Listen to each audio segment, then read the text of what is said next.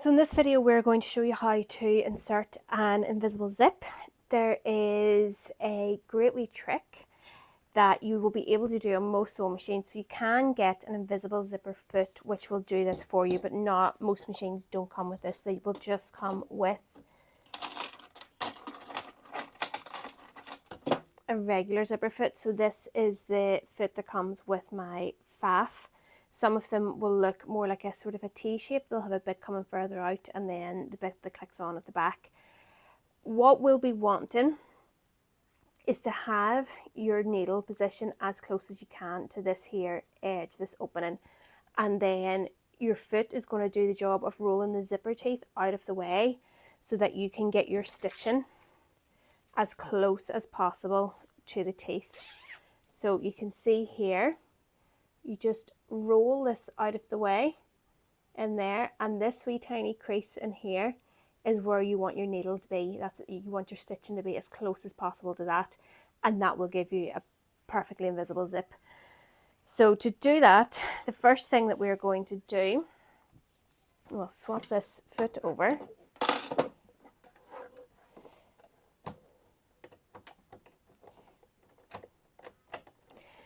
So the key to this, I'm going to start on the other side here. So our centre back seam has been overlocked, just to help tidy it up a wee bit before we sew this on, and then everything will be tucked inside the lining eventually. So we will have, so this is the back left as worn, and we have our zip here.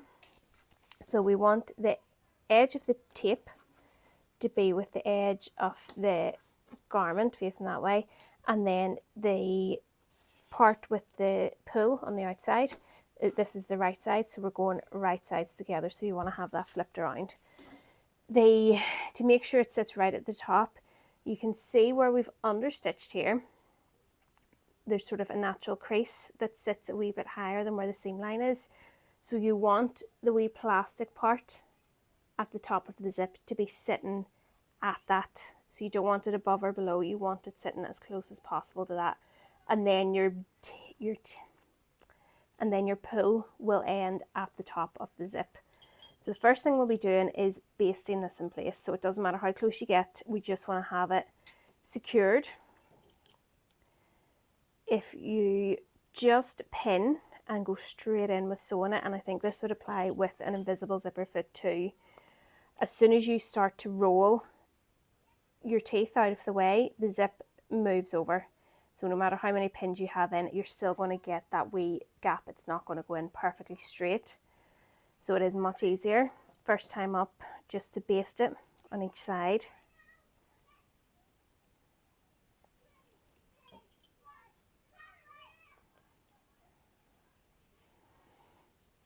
And another tip, I always like to buy zips longer than what I need. A 22-inch zip, which is 56 centimeters long.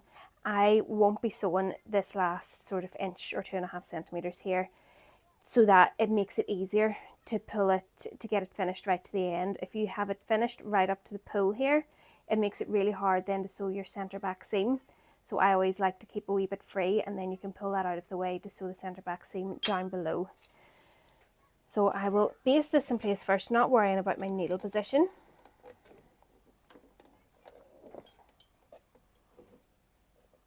Trying to keep it all in line with the edge.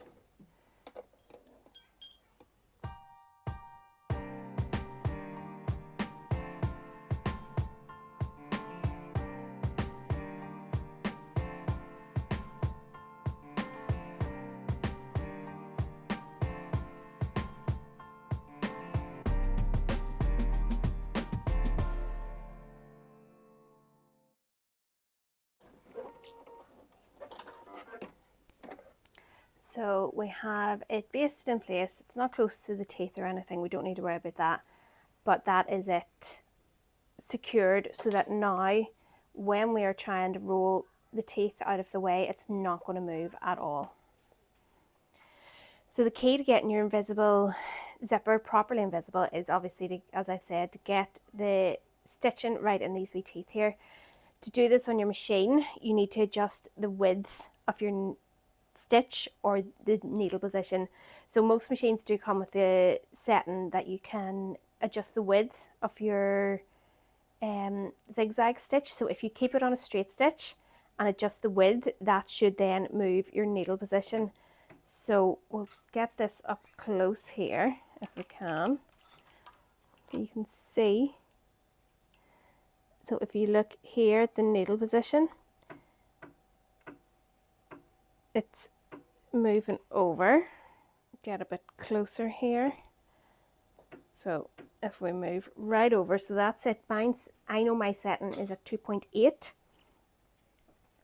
So when I pull this down now, the needle down, it's hitting just beside the zipper tape.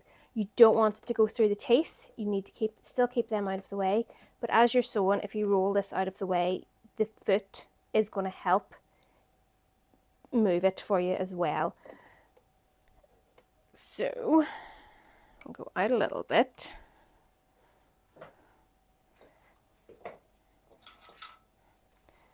And we'll just start sewing. So I'm just guiding the zip further back here, but the foot is keeping the zipper teeth out of the way for me.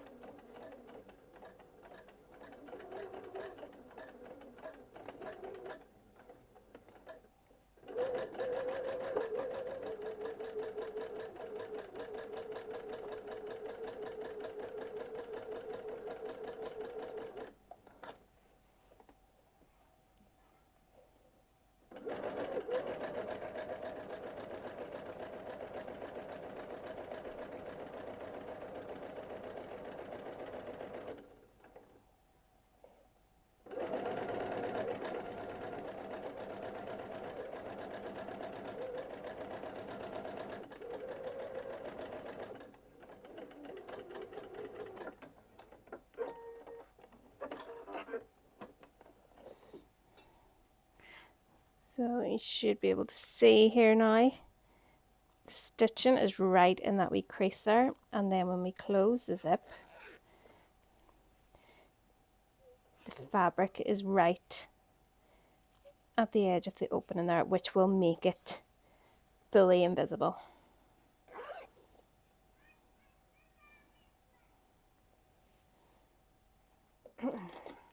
So now that we've got the zip sewn into the one side, we need to make sure that we're getting our seam lines matching here, this waist seam. So I like to, there's different ways you can do this. You can either mark across with the chalk or marker. You can also snip in to the zipper tape there, and then that will help you line it up. So we'll get the other side here. There we go. And remember, it is right sides together.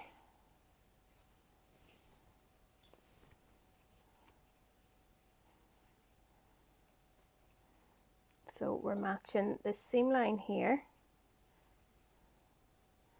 We seam with that wee snip. And what I'm going to do first, before I baste the rest of it, is just sew either side of this, so about an inch or so either side, a couple of centimeters either side. Again, this is just basting, so I'm going to put my stitch length up, because this is a point where you're more likely to have to unpick.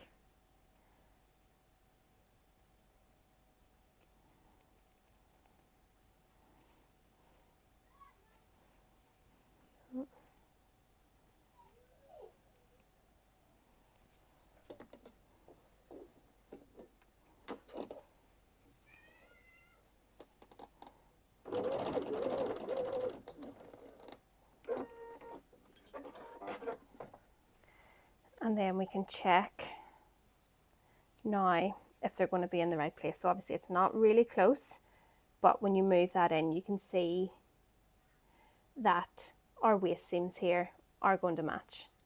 So I'm going to go ahead now and baste the rest of it in place and then sew it properly with the needle close to the teeth and rolling the teeth out of the way.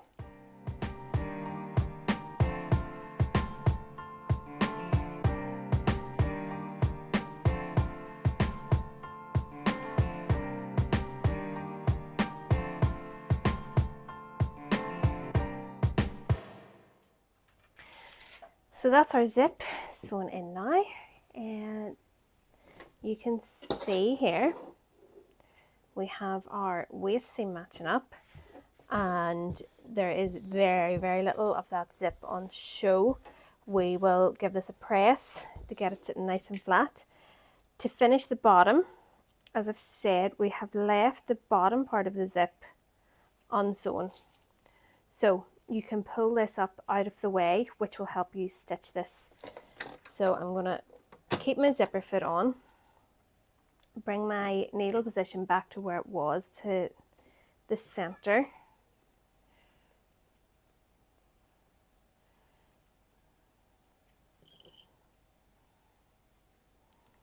So that we can get an accurate seam allowance. So you'll be sewing this with a 1 centimeter seam allowance.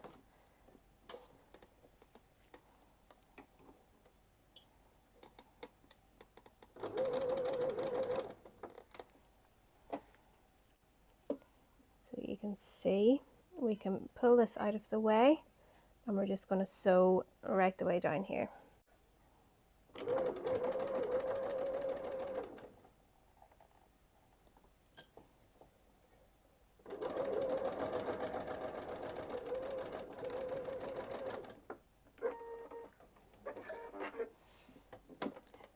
So we're not going to sew right up to meet the teeth, but if there is only that little gap, you won't see that from the right side.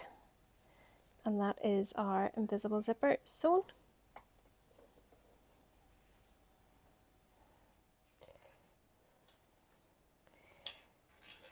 Now with the keyhole back, we need to make sure that the top of the zip is actually sitting at the waistline, and you're going to sew the tape right up to the very top. On the normal neckline or the normal back, you only sew it to the plastic part, the stopper of the zip. So this is all going to then fold in, and then I have my tie-in here ready. You might find it easier if you take that out. So we're going to have the seam allowance folded in, fold it around, and then tuck this up in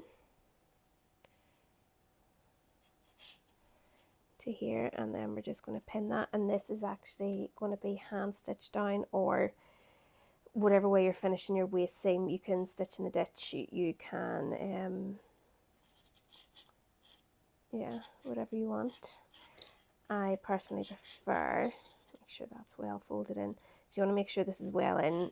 You want to make sure this part here is well in so that the tape doesn't show.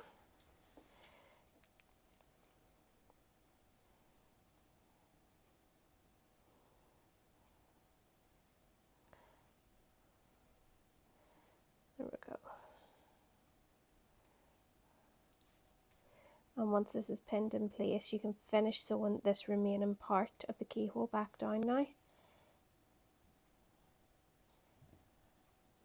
Or the remaining part of the channel. So we had only sewn to here for the channel, so we're going to stitch this the whole way across now. And then that'll be the channel finished, and it'll help hold this part in place until we have the rest of the seam sewn on the waist.